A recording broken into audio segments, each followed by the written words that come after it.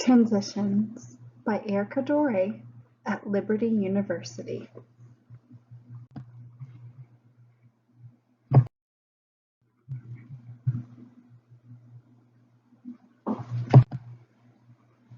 Not in his goals, but in his transitions, man is great. This is a famous quote from Ralph Waldo Emerson.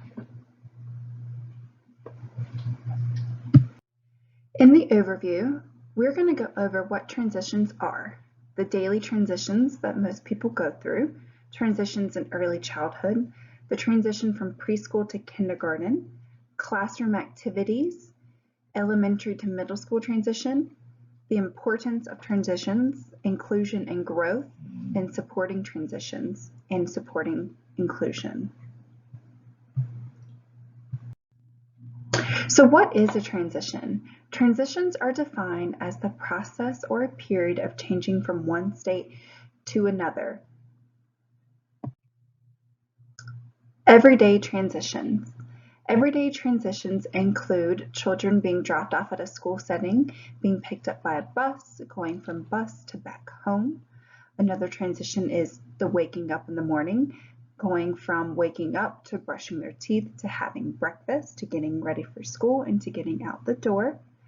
Other everyday transitions are moving from dinner time to playtime, finishing up playtime and cleaning up, then brushing their teeth, taking a bath, and then going to bed. Everyone's transitions are completely different, and don't expect one transition to be the exact same for every child. All transitions are going to be universally adaptable and different, and they're going to be individually unique. Major transitions in early childhood. Before children reach grade school, they go through a series of developmental changes and transitions. For example, when the child takes their first steps, when they learn their first words, when they start forming sentences, when they form friendships, and of course, educational settings. Preschool is noted to be the first education transition setting. Preparedness in early childhood transitions is key. So when children are going from early childhood, preschool to kindergarten, it is important that they are prepared. So this can include social behavior and self-care skills, motivation and problem-solving skills, pre-academic or academic support skills and task-related behavior, and communication skills.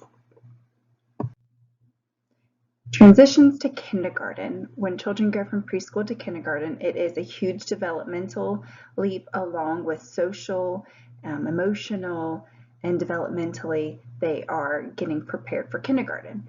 So entry into kindergarten is a normative event virtually for almost all children in the United States. This transition is often viewed as the first phase of a child's school career, noting an important milestone for young children and their families. This transition can set the stage for future behaviors, especially learning. Children who do not adjust well to the demands of the school may set a pattern of failure that persists beyond their years in school and beyond. So this is extremely important that we are preparing the children as they reach into kindergarten and as they are in kindergarten. So we're going to set up the transition of this is what the daily tasks are going to be, this is what the morning's going to be like when you get into kindergarten, and just have a very well organized transition. So along with transitioning into kindergarten or grade school, there's also classroom activities that's going to involve transitions. So each classroom is set up differently. However, transitions from one activity to another can be easily done when the teacher has the appropriate cues. So example of transitions in the classroom can consist of when the students go from an activity to lunch, or the classroom to recess, or even when there's a reading activity to the art, or switching seats to group activities. So it can be from writing to reading, from reading to math, etc. So there's quite a few techniques that teachers like to utilize in the classroom setting to cue the students that transition time is occurring. A few of those are listed right here, and they are countdown board. There can be a countdown board on the whiteboard or on the chalkboard or on some form of board or the wall in the classroom, and it's going to show like 5 and then 4, 3, 2, 1, and it will show the students will learn the cues to know that the countdown is happening, which means they need to get prepared for the next transition. Also, daily schedules need to be visible. There needs to be, for transitions to be smooth, all teachers need to have the schedules on some sort of board or written form for the children to be able to read and to see that they are what's going to occur for the day. Another technique is transition music. Some teachers like to use certain types of music to transition that, or to cue that transitions are happening, along with timers. Timers are a really good form of techniques. You can set the timer for 5 minutes. It's going to bing, say you have art for 10 minutes or 5 minutes or quiet time or whatever the case may be. You're going to set it for a certain amount of time. It's going to ding when there's 1 minute left. When there's 1 minute left, the cue's going to go off and the children are going to know, oh wow, we have 1 minute left. So all of these are great examples. All of these can be utilized. They're perfect techniques. Again, each classroom is different, so you just need to figure out what's best for your classroom. The big transition to middle school. So children go through these developmental phases and physical phases. So the transition to middle school was also a major educational leaping point for them. So it is the greatest educational transition period. So from elementary to middle school transition produces important negative changes such as stress, social problems where they get inclusive with friends and family, and physical changes, among others, that affect adolescents' development of personality. Depending on how strong their personality, how strong their self-worth, their determination is really going to impact their educational standpoint when they approach middle school. So the aim of the school transition is reaching significant social and personal development in adulthood, which previously is necessary to perform the skills that facilitate and benefit this transition. So why are transitions important? As we said in the previous slides, it means educational growth. If we are preparing the children for transitions, regardless of which one it is, it's going to present educational growth. It also utilizes organizational skills.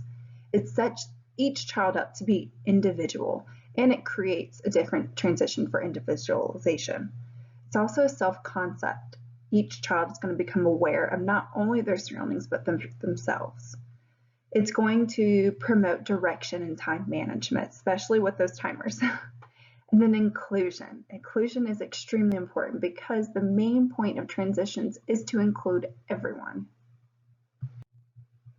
Sometimes God brings times of transition to create transformation. Inclusion. What is inclusion? The Individuals with Disabilities Act from 2004 requires school districts to provide a free and appropriate education to all children with disabilities. Inclusion is when children with disabilities, alongside typically developing peers, receive education and learning in school and classroom settings. So the importance of inclusion is that all kids are required to have some sort of education, and it's important that no child is different from the other and that they should receive the same amount of educational needs that the other child gets. So inclusion and growth. Students across all paths of life should be able to learn, regardless of if they have a disability or not. Students who have a learning, emotional, behavioral disability have every right to receive the same education. Research suggests that a growth mindset is the key to expanding inclusion. Growth mindset is to view each academic obstacle as an opportunity to learn something new. Researchers stress the importance of growth mindset in teaching students with learning developmental disabilities or intellectual development disabilities to grasp each opportunity to fulfill inclusive classrooms. So what is this inclusion and the support and the transition? So transitions are important for all students, but they're especially important for children who suffer from intellectual and developmental disabilities. So to make the classroom inclusive and to support those children, we need to make sure that there's planning aids and transitions. So school readiness in the transition process requires time, planning, and commitment. You need to spend time with each child to make sure that they are prepared, along with individualized plans. Each child is completely different, whether they do have intellectual disability or they require an IEP. There needs to be specific planning and skill developments in place. Facilitating parent involvement. This is a very big one. So parent involvement is a strong predictor for children's social achievement. It is important that each child and each parent is involved. This may be whenever there is an IEP, parents sit in on that, or parent-teacher conferences, or reaching out to the parent because the parent knows their child the best.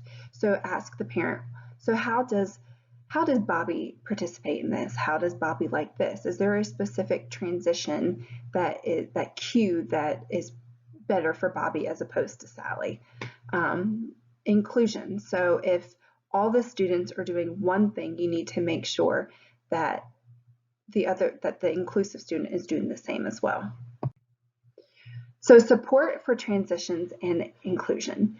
So community collaboration, parents, teachers, therapists, etc. There needs to be a meeting with all parents, the teachers, the therapists, even social workers, to get on board for the transition from one school to the next, or from kindergarten to first grade. Success for young children with disabilities depends on early and ongoing communication among the parties involved. And then coping with changes. Children transitioning to kindergarten face larger classroom sizes. More independence is placed on each child and fewer caregivers and teachers. So this is also important that the children who are approaching kindergarten, or they are going to even middle school, that they understand that there's more independence placed on them.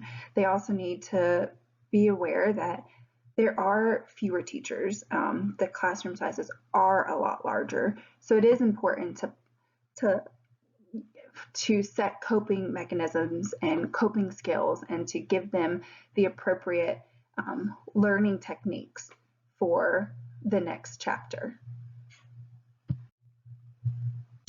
Change is situational. Transition, on the other hand, is psychological. It is not those events, but rather the inner reorientation or self-redefinition that have to go through in order to incorporate any of these changes into your life.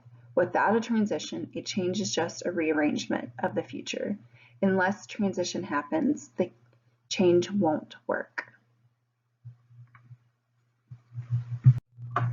So wrapping it all up, what does inclusion and transition actually mean? It means that if you combine inclusive classroom techniques and transition techniques, and you can put them together and mold them together, it means that every child in the classroom is going to receive the exact amount of education, along with the classroom is going to run extremely smooth.